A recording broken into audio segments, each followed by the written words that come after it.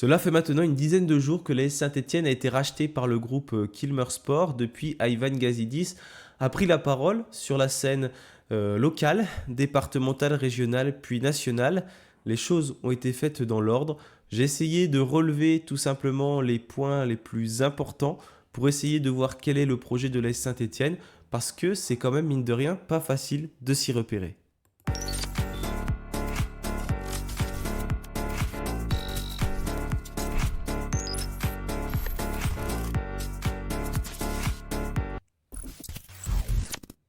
Voilà, mon objectif n'était clairement pas de pouvoir pas prendre toutes les prises de parole et puis de vous les lire, mais vraiment d'essayer de trouver des points clés, parce qu'il y a quand même pas mal de choses qui ressortent dont il faut faire attention. Là, j'ai vu une information comme quoi Saint-Etienne aurait 50 millions de budget mercato.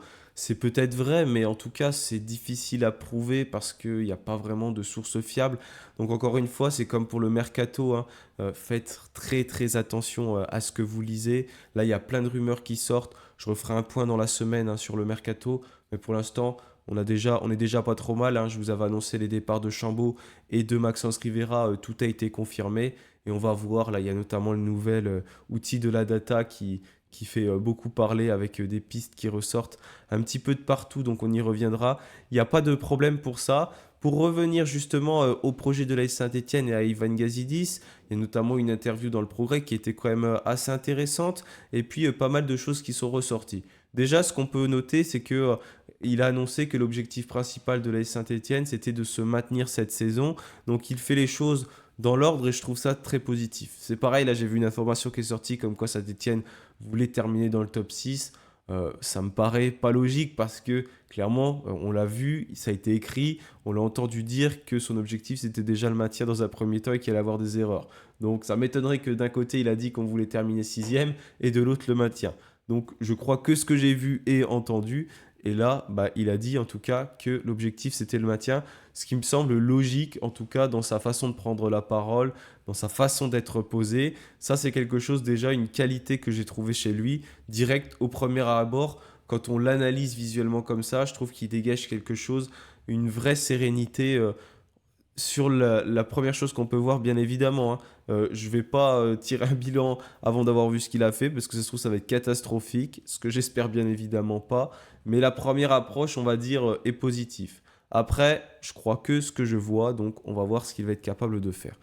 En tout cas, il est enthousiaste. Il était très enthousiaste lors de sa prise de parole pour ramener Saint-Etienne à sa place. Celui déjà de la Ligue 1, c'est fait, mais ensuite plus vers la Coupe d'Europe, ramener l'AS Saint-Etienne là où il doit être. Il a une grande connaissance du club, de ce qu'il représente pour ses fans. Il veut d'ailleurs s'appuyer sur cette base, hein, qui est très importante à Saint-Etienne, et le soutien inconditionnel des supporters. Ça, c'est un aspect pour lui qui est très important et c'est ce que j'aime, parce qu'il ne faut pas séparer les supporters et le club. Vraiment, Saint-Etienne, c'est l'identité pure du club, ses supporters. Donc j'ai pas envie qu'il se passe des choses comme il peut se passer à Paris, où il peut y avoir des prix des places exorbitants. C'est des choses qui ne passeront pas à Saint-Etienne. Et de toute façon, s'il fait ça, il n'y aura personne au stade, parce que la population, elle est clairement pas capable de se payer ces prix-là. Et c'est normal, hein. On n'a pas à aller au stade pour des prix pareils. Donc ça, c'est quelque chose qui est essentiel pour moi, vraiment le lien entre les supporters et lui. Il a eu une expérience qui a été très positive du côté d'Arsenal, mais aussi du côté de Milan, un club qui était dans une situation financière très compliquée. Il a réussi à redresser. D'ailleurs, son passage à Milan était très apprécié des supporters. Il y a eu une belle prise de parole de la part des supporters, etc. quand il est parti, des remerciements. Donc ça montre quand même qu'il a laissé une empreinte positive. Et dans un club comme Milan, c'est quelque chose qui est important. Et on peut se demander d'ailleurs ce qu'il vient faire à Saint-Etienne quand il a été à Arsenal et à Milan.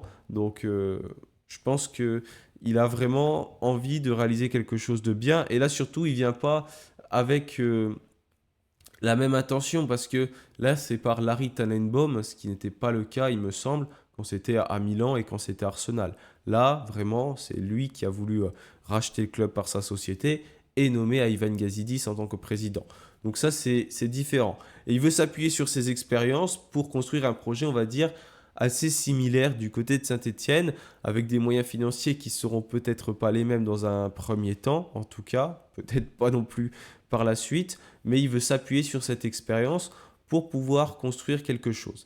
Quelle est cette expérience? C'est bien évidemment d'avoir des joueurs qui ont un petit peu de bouteille, mais pas trop, et surtout pouvoir s'appuyer sur le centre de formation. Ça, il l'a bien évoqué, et ça, c'est un aspect important sur la formation de jeunes joueurs. Donc là, pour l'instant, il coche tout ce qu'on aime à Saint-Étienne, la formation, les supporters, et puis surtout, c'est quelqu'un qui a l'air d'avoir de l'humilité quand même.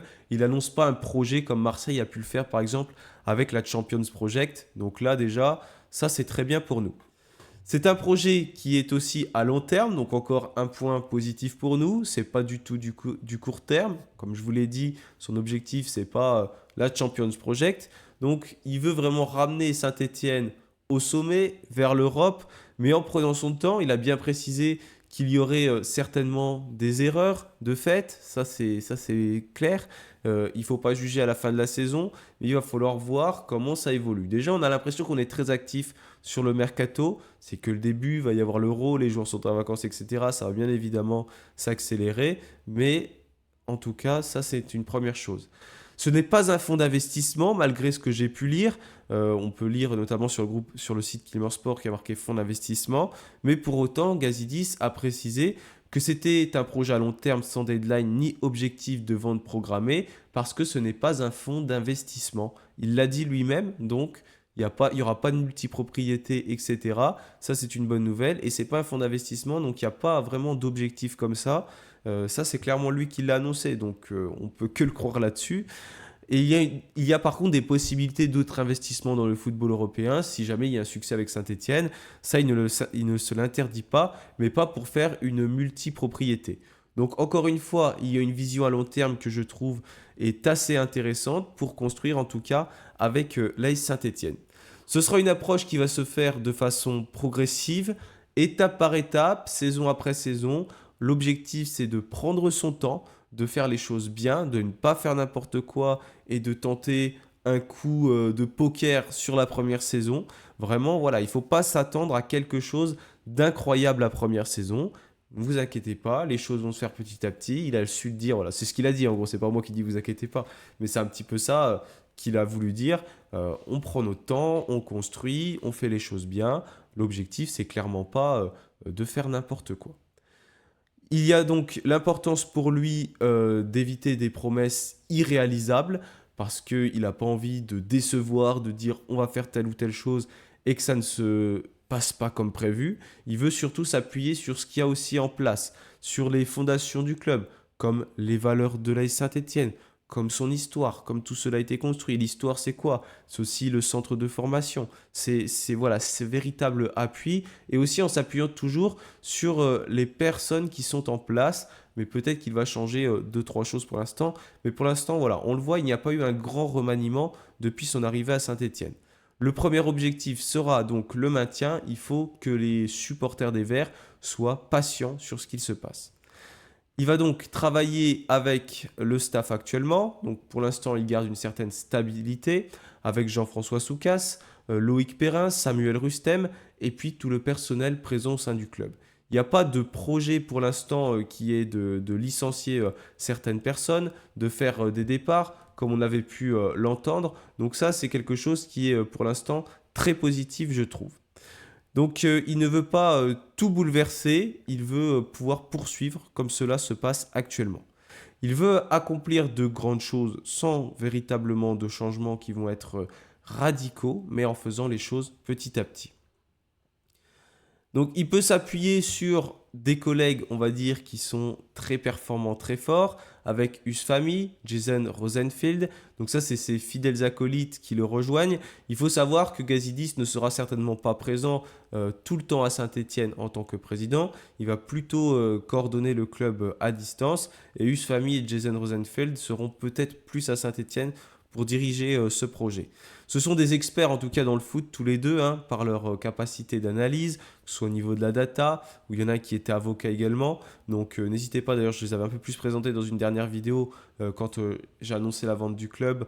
Donc j'ai annoncé la vente du club. J'ai annoncé la vente du club sur la chaîne parce que c'est pas moi qui avais l'exclusivité.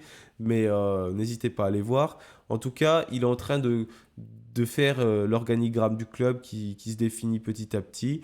Il est en cours, en tout cas quand j'ai relevé ses paroles, je ne sais plus quand date cette interview, mais c'était dans les derniers jours. Donc c'est en train de tout se créer. Il a dit de toute façon qu'il se mettrait au travail dès sa prise de fonction. Donc là, ça fait une dizaine de jours qu'ils sont déjà au travail. Donc il y a de grandes ambitions bien évidemment avec Saint-Étienne, se stabiliser en Ligue 1, puis être compétitif en Ligue 1, ça c'est les objectifs initiaux qui ont été définis, avant de bien sûr essayer de trouver, de retrouver la scène européenne qui est quand même un aspect important. Et on sait que nous les supporters de Saint-Étienne, c'est quelque chose que l'on attend.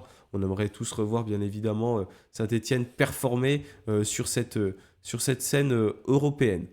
Donc l'objectif, ça va être de maintenir le cap et la méthode de travail, même en périodes difficiles qui arriveront. Voilà, ça c'est d'autres choses qu'il avait reprécisées. Encore une fois, il y aura des moments qui vont être aussi certainement difficiles, mais il ne faut pas tout remettre en question, poursuivre sur sa politique et surtout déjà s'appuyer, j'en ai pas reparlé, mais Olivier Dalloglio va bien évidemment rester en place. Ça va rester comme ça pour l'instant, ça ne bouge pas trop, c'est vraiment pour l'instant un rachat et ils vont mettre le projet petit à petit en place. Donc l'objectif, ça va être d'être compétitif sur la durée, pas juste faire une saison glorieuse et après plus rien. Il faut vraiment construire un projet qui s'annonce, je l'espère en tout cas, solide du côté de l'AS Saint-Étienne. Et que le club soit compétitif, qu'il n'y ait pas un enchaînement de saisons ensuite, des saisons blanches où il ne se passe plus rien. Mais l'objectif, c'est de monter progressivement. Voilà, on est un peu comme on dit en vélo, on a un diesel. Ça veut dire qu'on a des fois du mal à démarrer et après, ça prend. Et ça va peut-être être ça, un peu. Un démarrage peut-être difficile. Et puis après, petit à petit, sur la durée, sur la saison, sur les prochaines années, Saint-Étienne va peut-être réussir à s'installer. En tout cas, c'est l'objectif. C'est ce qu'on souhaite. On n'est jamais sûr à 100% d'un projet, sinon ce serait trop beau. Mais c'est clairement ce qu'il a envie de faire avec Saint-Étienne. Pour cela, il va s'appuyer notamment sur le centre de formation. Il veut que ce centre devienne l'une des puissances du club, que ça devienne la destination préférée des jeunes talents français. En tout cas, qu'ils aient envie de venir à Saint-Étienne pour faire leur formation.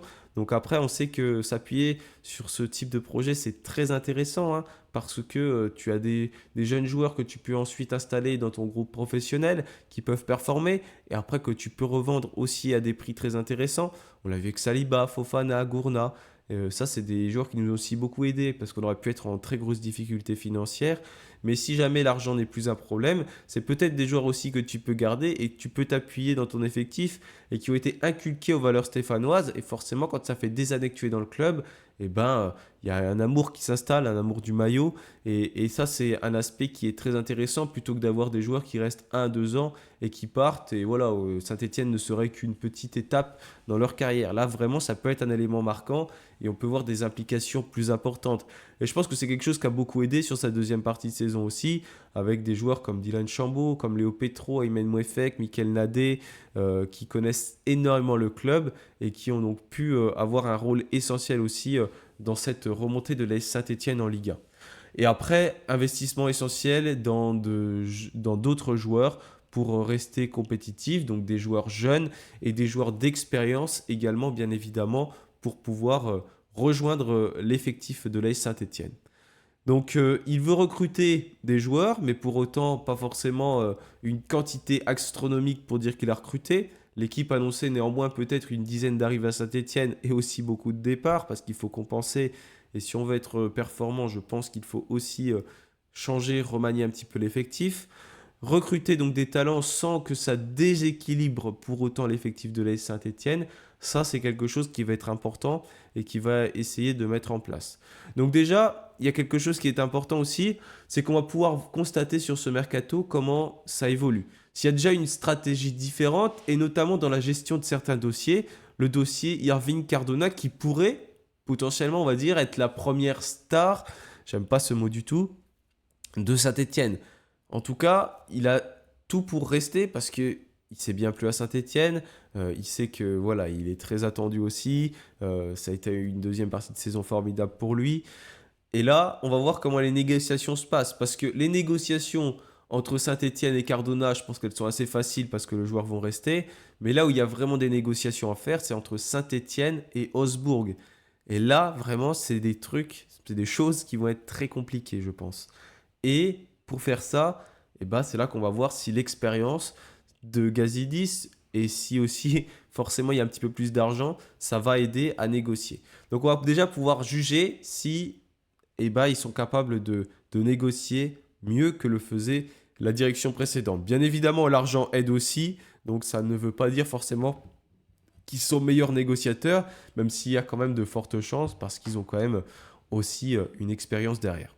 Et puis, il y a quelque chose qui est intéressant aussi, c'est qu'il veut construire avec l'équipe féminine, il veut l'aider aussi à connaître autre chose, à prendre une nouvelle dimension, parce que bah, ça se développe pas mal ces derniers temps à Saint-Étienne, et ça c'est super, avec notamment une belle septième place acquise de cette saison qui a permis de se maintenir très largement en D1.